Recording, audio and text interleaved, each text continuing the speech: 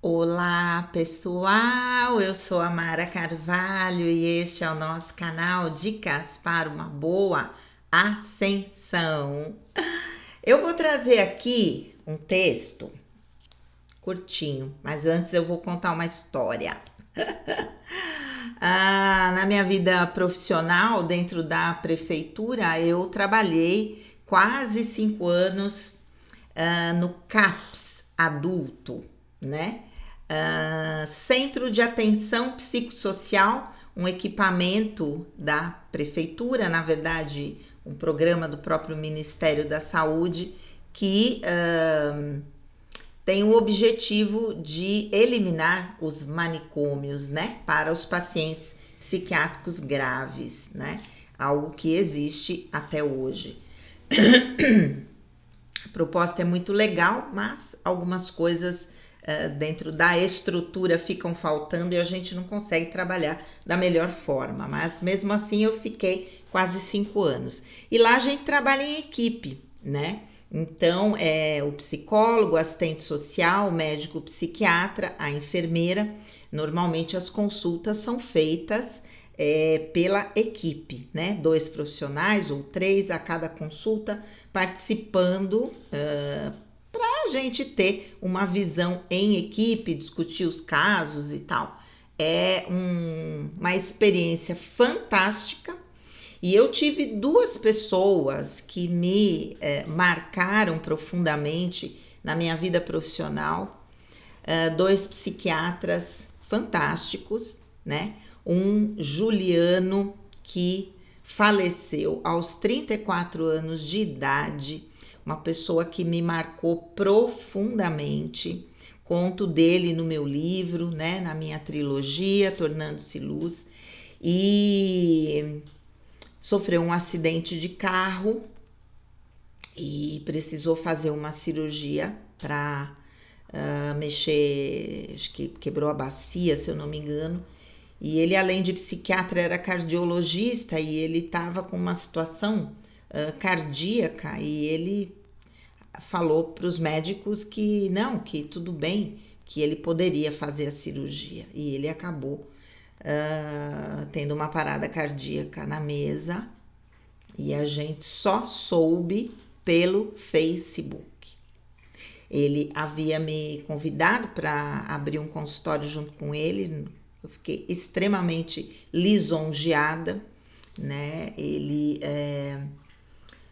tinha participado da elaboração do DSM-5, que é o Manual de Desordens Mentais, que é produzido de tempos em tempos, com uma atualização das questões das pesquisas, né? Em termos de patologias dentro da área psiquiátrica, toda uma reclassificação muitas vezes. E para participar desse congresso, né, vamos dizer assim, é feita uma seleção muito rigorosa dos profissionais que devem ser os experts na sua área. E o Juliano foi selecionado e participou então dessa atualização, né, do DSM-4 para o DSM-5, que é o que vigora hoje. E então ele era uma sumidade, ele fazia a capacitação para nós profissionais na área da psiquiatria, coisa que eu gosto demais, porque quando eu pensei em fazer medicina e não pude fazer por conta dos cuidados com a minha mãe, eu queria ser psiquiatra, né? Acho que já contei isso para vocês. E então gosto demais dessa área da psicopatologia, gosto da psiquiatria e apesar de hoje entender que eu vim para ser psicóloga mesmo, não psiquiatra, mas gosto demais dessa área. Então, Juliano, quando me convidou para ser parceira dele num consultório, foi assim, aquilo que mexeu com a minha autoestima demais, porque uma pessoa tão gabaritada, né, me escolher dentre tantas psicólogas que ele trabalhava, inclusive em São Paulo, Eu fiquei extremamente lisonjeada e fiquei extremamente abalada quando soube do falecimento dele. Muito pior pelo Facebook, né? Nós não soubemos no momento que ele faleceu, não pudemos ir a enterro ou a cremação, nada, né? Foi bastante traumática a forma como nós nos encontramos com a notícia da morte dele. E a outra pessoa que me marcou profundamente, que eu brincava com ele, Fernandinho, psiquiatra Dr. Fernando Meinberg Mauad, né? Com quem também eu trabalhei muito tempo e com quem eu dividi vários casos, né? Discussão de casos, inclusive uma situação que me abalou profundamente, que foi a perda do meu primeiro paciente por suicídio, né? Que você fica se questionando o que acontece, o que eu deixei de fazer, o que eu poderia ter falado, né? E o Fernando, naquela época, conversou demais comigo, porque eu fiquei sem condição de atender. E ele disse: Mara, os profissionais de saúde perdem pacientes. E o cardiologista perde para o infarto, o oncologista perde para o câncer, né? Por exemplo, e os profissionais de saúde mental perdem para o suicídio. Então você vai ter que aprender a lidar com isso. É a primeira vez, mas você tem que aprender a lidar. Então eu jamais esqueci essas palavras do Fernando e sempre me lembro, né, de toda a nossa experiência no CAPS, da nossa amizade, e ele que acabou saindo aqui da prefeitura de Cotia, foi para Barretos, sua terra natal, abriu uma clínica e hoje está muito bem. E ele faz esses textos, esses posts aqui que ele publica no Facebook, na página dele, Dr. Fernando Meinberg Mauad, quem quiser ver. Então eu acho que abrir uma playlist falando sobre os textos que ele publica e fazendo alguns comentários. Eu quis colocar toda essa introdução rendendo homenagem ao Juliano e ao Fernandinho, bem mais novo do que eu, mas com uma sabedoria, passou no concurso em Barueri em primeiro lugar, por exemplo, né? Então a gente falava a mesma língua dentro dessa abordagem da psiquiatria e foi uma escola fantástica ter trabalhado no CAPS esse tempo todo, que eu trago para minha vida profissional até hoje, né? Muito bom. Então, Fernando escreveu um texto aqui. Crianças, aproveitando o Dia da Criança, crianças também precisam de cuidados com a saúde mental. Vamos lá. Crianças também precisam de cuidados com a saúde mental e nós, como adultos, devemos ensiná-las como fazer isso e também agir de forma a não lhes provocar inseguranças, medos ou outros sentimentos negativos. Você pode cuidar da saúde mental de uma criança da seguinte forma: sendo exemplo e cuidando da sua própria saúde mental, tendo honestidade, admitindo suas imperfeições e mostrando que está tudo bem errar, ensinando a criança a lidar com situações estressantes e também a resolver conflitos, definindo hábitos saudáveis para ela e para toda a família, levando-a para encontros com amiguinhos para estimular a socialização, fazendo elogios sinceros que mostrem como elas são importantes e ajudem a elevar a sua autoestima. Conversando sobre sentimentos e deixando claro que está aberto a ouvir quando a criança precisar falar sobre os dela. Tudo isso ajudará a criança a se formar como pessoa de uma maneira mais madura, aplicando inteligência emocional e mostrará a ela que ela pode encontrar apoio e procurar ajuda se precisar. Desejo um feliz dia a todas as crianças e que elas possam crescer felizes e com saúde, se tornando adultos responsáveis e maduros. Dr. Fernando Mauad. Meu querido amigo, um grande beijo para você. A gente nunca mais se falou. Você tá aí em Barretos faz bastante tempo, né? E realmente a gente não se falou mais. Essa é a página profissional dele. Muitas vezes eu deixo um recadinho, mas acho que ele não acessa. Então nunca recebi de volta. Mas assim, muito feliz pela trajetória do Fernando, que é um profissional excelente, né? Assim como o Juliano foi, e que teve um papel importantíssimo na minha formação profissional na área da psiquiatria. Agradeço do fundo do meu coração. Vamos lá. Crianças crescem e se tornam adultos problemáticos se não tratarmos da saúde mental das crianças desde o início. Muito mais agora falando do ponto de vista espiritual, claro que eu vou sempre dar essa abordagem mais holística, né, dentro do nosso canal.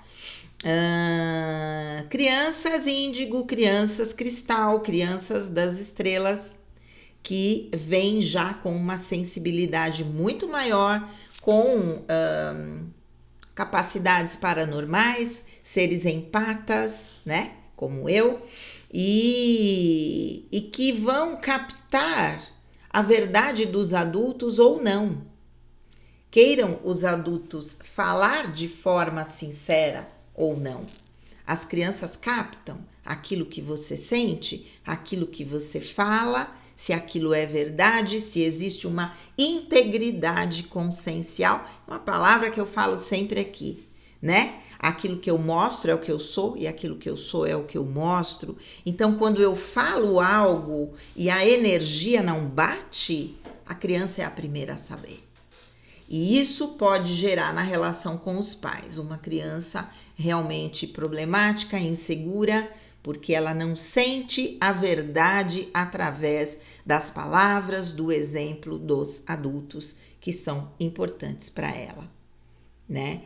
Ela passa a duvidar de si mesma porque ela sente algo, principalmente as crianças de agora, tá?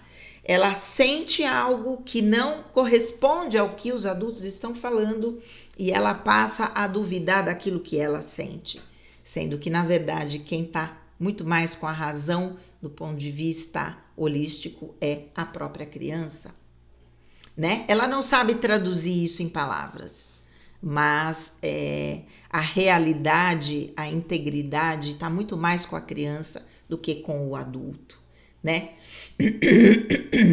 Olha só, né? Então, assim, devemos ensiná-las como fazer isso, cuidar da sua saúde mental e também agir de forma a não lhes provocar inseguranças, medos ou outros sentimentos negativos, por conta disso que eu estou falando. As crianças de hoje, bastante sensitivas, empatas, captam se aquilo que você está falando é verdade ou não.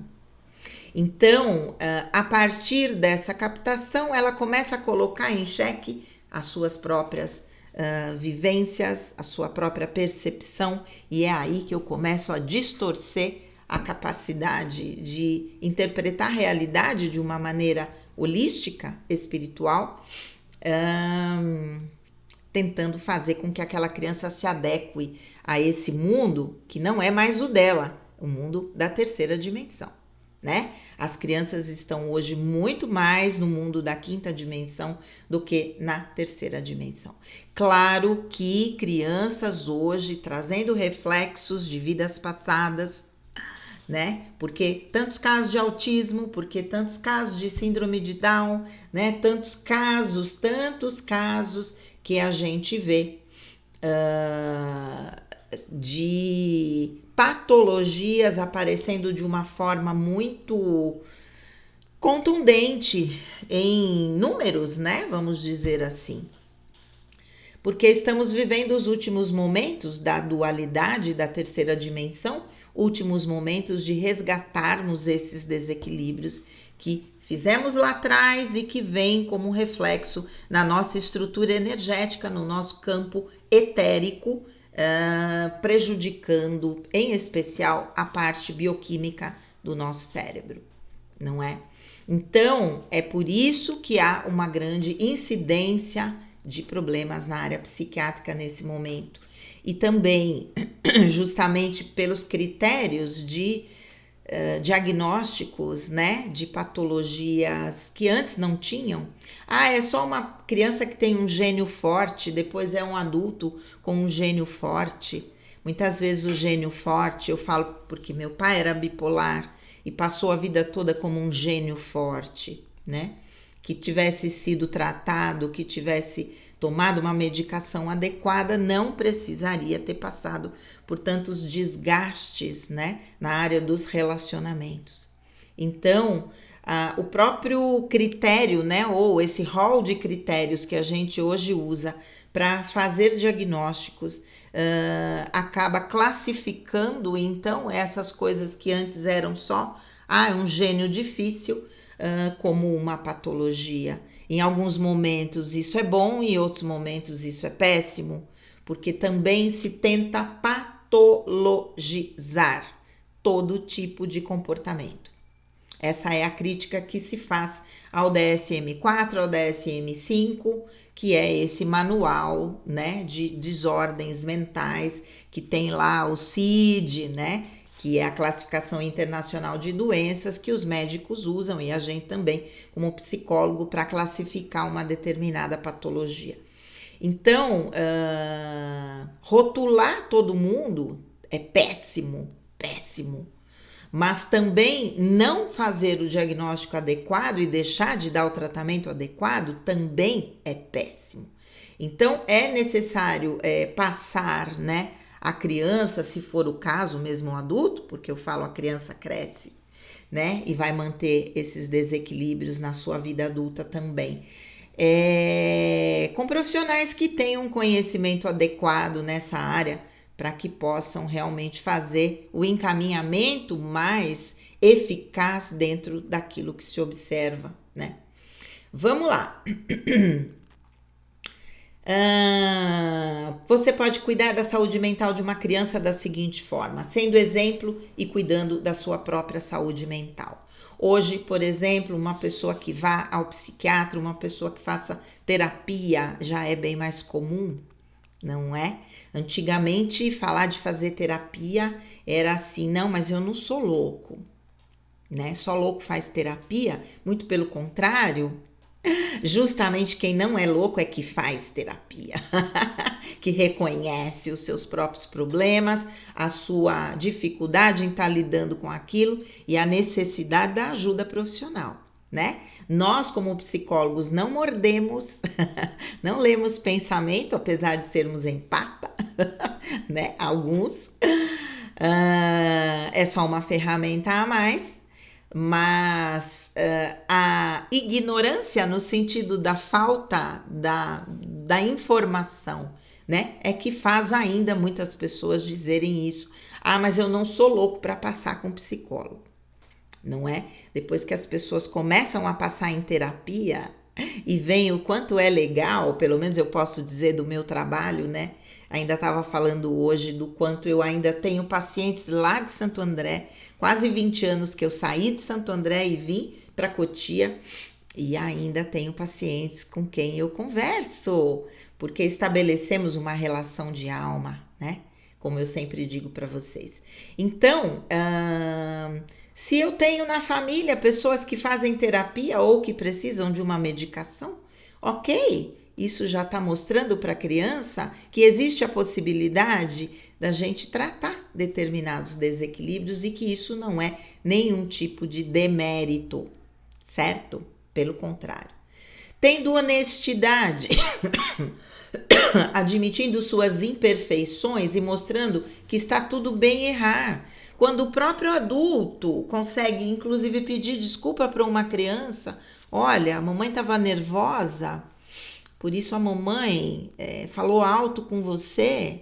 Um ser cristal se desequilibra demais, eu falo por mim, pela minha infância, quando alguém eleva a voz, quando alguém bate uma porta, como eu disse para vocês outro dia num outro vídeo, que quando meu pai abria a maçaneta da porta eu já me assustava porque sabia que aquele não era um bom dia para ele.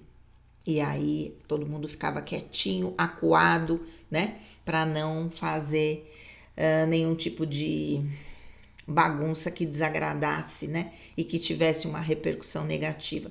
Então, quando eu tenho a capacidade de dizer isso para a criança, olha, a mamãe errou, a mamãe estava nervosa, você me desculpa, mas vamos tentar não fazer mais isso, para que a mamãe não fique mais nervosa também, né? O seu comportamento não foi legal.